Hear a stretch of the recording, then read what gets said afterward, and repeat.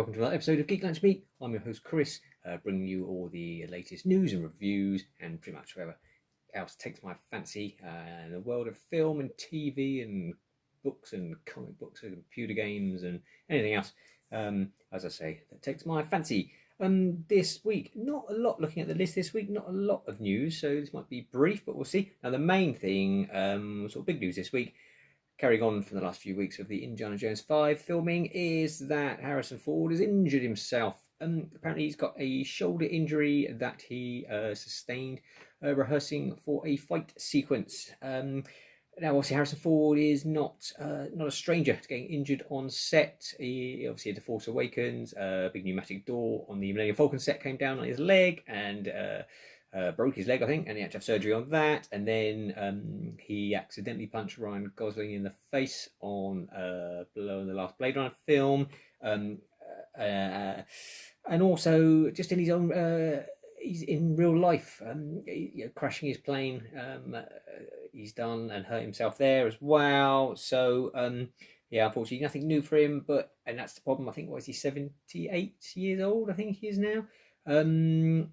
Yeah, so apparently there's been not much news other than that he's injured his shoulder and possibly he needs surgery on it, and they are going to have to rejig the filming around it. Now, obviously, a big production like this, they always have contingencies.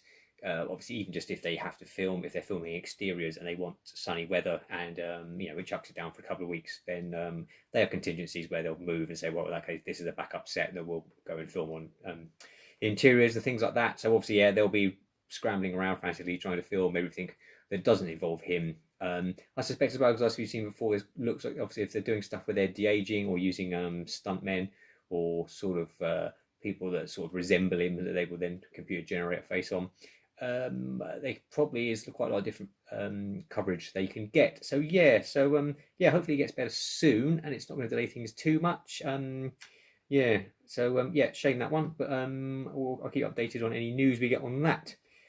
Elsewhere this week, what do we have? We've got the new trailer for the Suicide Squad, James Gunn's reimagining of the Suicide Squad, movie that we had before, which wasn't great, didn't do very. I think the business was all right, but wasn't received well. The reviews aren't great. The trailer looks really good. It looks like a James Gunn film. There are shots that would easily fit into Guardians of the Galaxy, no problem. But it's quite funny. He's promised that obviously the nature of the film, most of them are probably going to get killed along the way in imaginative ways and fun ways. So that should be fun to watch. The trailer even looks, it makes Idris Elba look pretty good. Now, not slating him. He's a great presence, and he comes across as a really good guy. But maybe sacrilege. But I'm not ever convinced when I watch him that he's the greatest actor. He seems to he plays it very broad and chewing up scenery, which in things like Pacific Rim, I know that's sort of to be expected, but I just find he doesn't come across as very natural. So maybe this is just his thing, because he does look, say in the trailer, it's good. Harley Quinn, Margot Robbie's Harley Quinn obviously is back in it. There's a bit of the trailer that links it. They mentioned Superman, so it is sort of part of that. I'm assuming it's part of the DCEU as that still exists. I don't know. Warner Brothers have distanced themselves from it, and obviously with the whole Snyder Cut thing and things like that. I'm not a massive fan of DCEU. I'll admit. I think I've said it before. Man of Steel was okay. I've seen all the others. And Wonder Woman was pretty good, but then Wonder Woman 1984 I thought was severely lacking. The story was just all over the place and very strange decisions made. I haven't bothered with the Snyder Cut of Justice League because I sat through the original and it didn't do anything for me. I'm not going to sit there for 4 hours and watch it again just with added bits. But yeah, that's just my opinion. But Suicide Squad does it pretty good. I suspect it looks like it will probably, if you haven't seen any of the other DCEU movies, I imagine it probably doesn't matter. I imagine that's probably intentional and the way they will sell it. We also got the new trailer this week, the second trailer for Shang-Chi and the Legend of the Ten Rings, the latest Marvel release. That looked good. It's got there's a shot right at the very end that appears to be the Abomination fighting Wong. Now, the Abomination we've not seen since the Incredible Hulk. and it's been I don't think this is rumored, I think it's pretty much fact now, that he will be appearing in the She-Hulk TV series for Disney Plus when that comes out, possibly next year. And yeah, he definitely looks like he's in Shang-Chi. And interesting, it's very sort of blink and you miss it, but it looks like he's fighting Wong from Doctor Strange. So yeah, that's interesting to see. It makes perfect sense, that whole the mystic arts part of it, putting them together. Doctor Strange seems to be a big element of the next phase of the MCU, with the multiverse coming in, and possibly the idea of the multiverse with Spider-Man, No Way Home. He was going to appear in WandaVision, but didn't in the end. But obviously, she's doing that sort of all mystical stuff as well. So it looks like they get this next phase of the MCU going for that very mystical vibe. So yeah, Shang-Chi, that is out.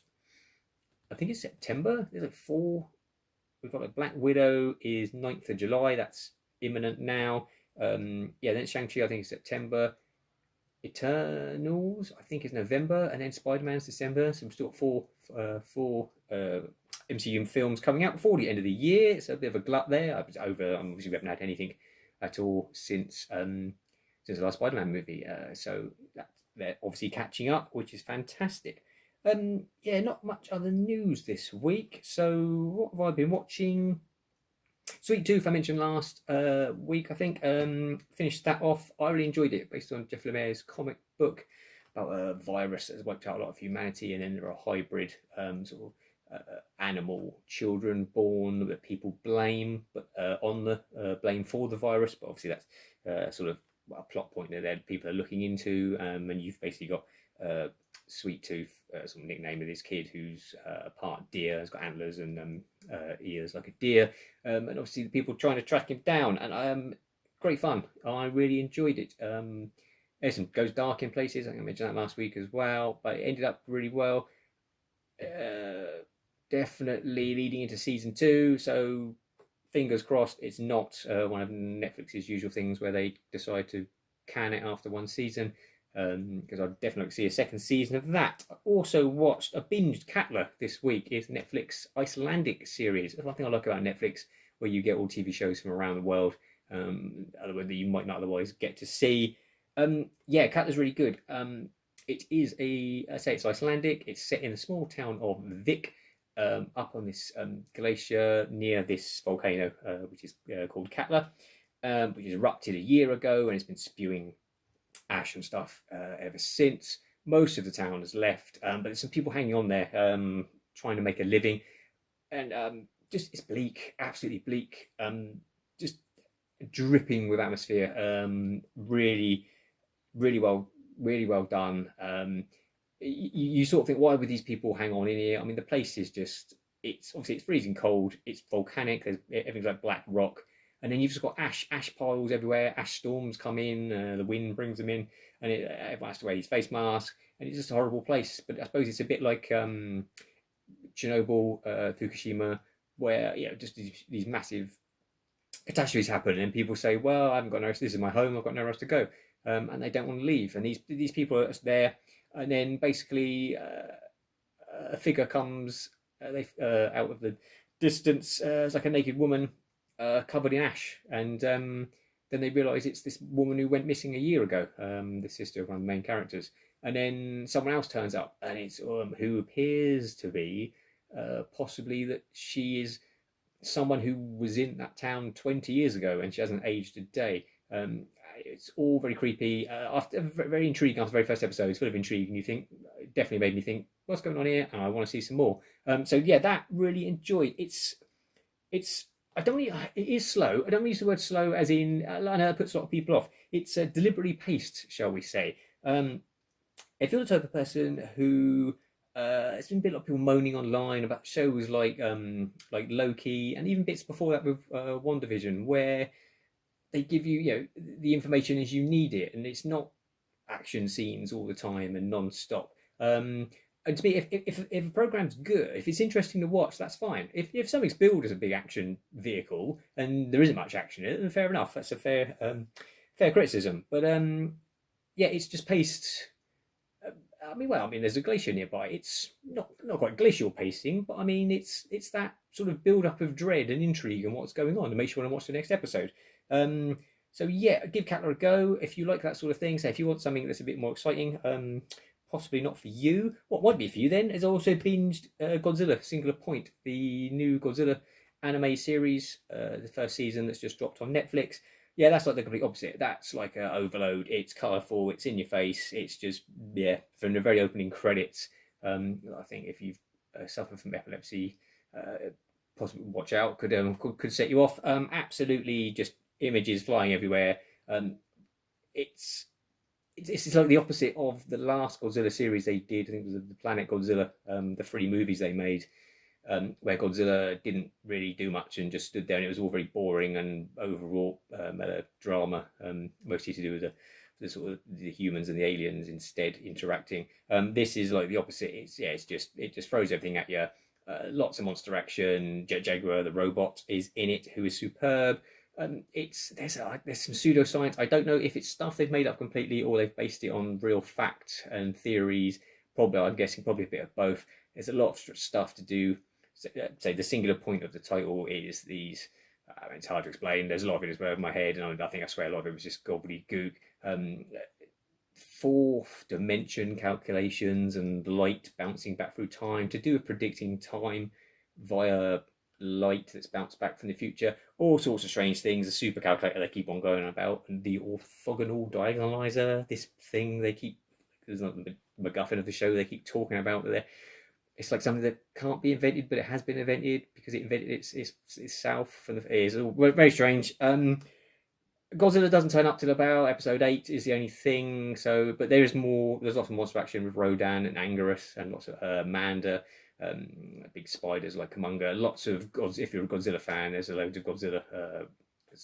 Action that doesn't involve Godzilla before that. Then when he does turn up, it's big and it's epic. I wonder, because I did watch. Finally got around to watching Godzilla versus Kong during the week, which I thought was easily the lesser of the 4 legendary MonsterVerse films. I think definitely for me, Kong Skull Island is still the best one. I think that the 70s sort of Vietnam setting and the characters, or 60s, and the characters are interesting. Then for me, it's the first Kong movie, then King of the Monsters, and then Godzilla versus Kong. And I think a lot of that's down to it's almost it seems to be a problem like Godzilla Singular Point does have, and like the Godzilla the Planet Godzilla story had, is that Godzilla's almost such this big force. No one seems to know what to do with him anymore. It's almost a bit like the Hulk in the MCU, where they've sort of so they sidelined him for a time, having him go out into space because he's so powerful. So that anyone you come up against, the Hulk is like the solution. He's the easy solution to the problem.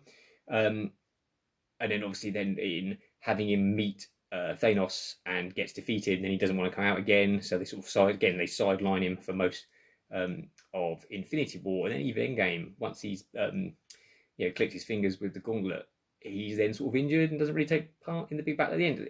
So it's almost like he's so powerful. It's like, oh no, we need to find out ways to keep him out of the fight. And Godzilla, I think, is almost a bit like that. It seems to be because he's such a big force, and he's been made up to be this big unstoppable sort of god incarnate type thing. To me, it's almost like coming up with ways of not having him do much, which is a shame. I think they should embrace. Personally, I would embrace some of the Godzilla sort of the '90s movies, where just introduce bigger monsters. Then give Godzilla versus Destroyer, Space Godzilla, have some massive monster come down from space that's like twice the size he is, and have him go up against that. Maybe something like that. But the characters in Godzilla Singular Point much more interesting. There's a lot more going on. To say Godzilla versus Kong, I thought again was a bit the whole storyline. Millie Bobby Brown from the previous film, her and this conspiracy theorist. You can take their entire story out, and it wouldn't affect the story in the slightest. I don't think Adam Wingard's the greatest director. Watching his director's commentary, he didn't seem to come across as anyone who really knew anything about Godzilla. And you look at his sort of resume, he hasn't really done anything that stands out. I'm not quite sure how he got given a $200 million movie. So shame. But yeah, Godzilla Single Point, I really enjoyed it. It's quite manic. It's not for everyone. I'd say I find a lot of anime hit and miss. This I did enjoy. It reminded me a bit of Doro Hedoro, which was on Netflix last year. that I really enjoyed, again, because that's even more manic and in your face, just brilliant but confusing and weird. I like weird, so yeah, give that a go. So I've gone off on a ramble there about Godzilla stuff, but yeah. Now the only other thing, I think we will probably get the Jurassic World Dominion trailer any day now, possibly even tomorrow, as I record this on Sunday. It might come out Monday. There's been a 6-minute preview has gone out with Fast and Furious 9. I think IMAX screens, like an exclusive. It's got some scenes from the film. I suspect we'll get the trailer. There was rumoured we would get the trailer in June, which obviously we're almost in July, so it wouldn't surprise me if the next couple of days we will get the Jurassic World Dominion trailer. I'll drop the links to the Suicide Squad trailer and the Shang-Chi trailer in the description below. Thanks for watching. Please subscribe if you'd like to. It doesn't cost you anything, and it really helps out the channel, and you'll get notified when I release new videos. So yeah, until next week, take care and eat geek and be merry.